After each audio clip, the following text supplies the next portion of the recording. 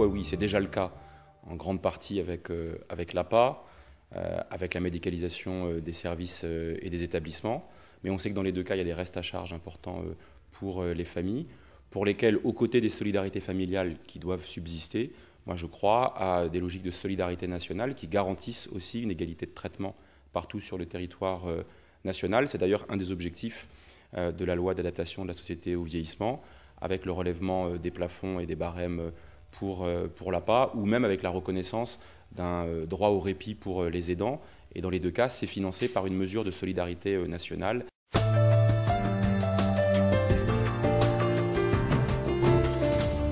Il y a une valeur ajoutée incontestable à avoir une logique de proximité, d'individualisation des dispositifs, mais on sait bien qu'on n'aura jamais des montants comparables, d'abord parce que les situations sont très diverses entre une personne de 85 ans vivant à son domicile et confrontée à la perte d'autonomie et un jeune travailleur en situation de handicap de 30 ans en insertion professionnelle. Les besoins, les problématiques ne sont pas tout à fait les mêmes. Maintenant, les méthodes peuvent converger.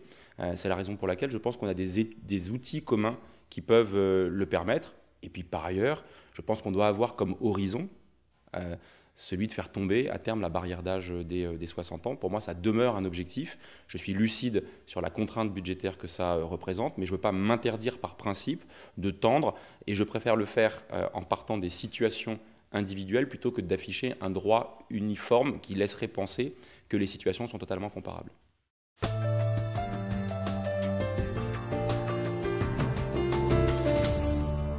D'abord, c'est un financement qui doit en effet reposer sur la solidarité nationale. Moi, je suis un partisan de prélèvements qui soient progressifs.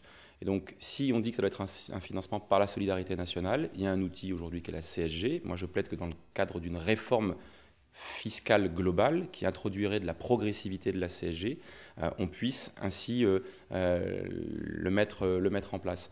Par ailleurs, il faut pouvoir, je dirais, boucher les trous qui existent dans le dispositif. Par exemple, il y a la contribution de solidarité pour l'autonomie à laquelle sont assujettis l'ensemble des entreprises, mais ce n'est pas vrai des professions libérales, des artisans, des commerçants qui pourtant peuvent bénéficier le jour venu, en cas de handicap ou de perte d'autonomie, du financement par la CNSA. Donc moi je souhaite qu'ils puissent aussi, comme tout le monde, si je veux dire en tous les cas les salariés, y être soumis. Et puis je crois aussi qu'il y a, dans le cadre des gains à faire et de l'amélioration de la dépense d'assurance maladie, notamment du système de santé, à dégager des marges de manœuvre. Un seul chiffre qui est bien connu, 2 milliards d'euros par an de dépenses d'hospitalisation évitables pour les personnes âgées. Ça questionne. Est-ce qu'on ne peut pas, je dirais, affecter en prévention en amont une partie de ces dépenses plutôt que les consacrer en aval et de manière démesurée à de la prise en charge à l'hôpital. Bref, il y a des dépenses d'assurance maladie,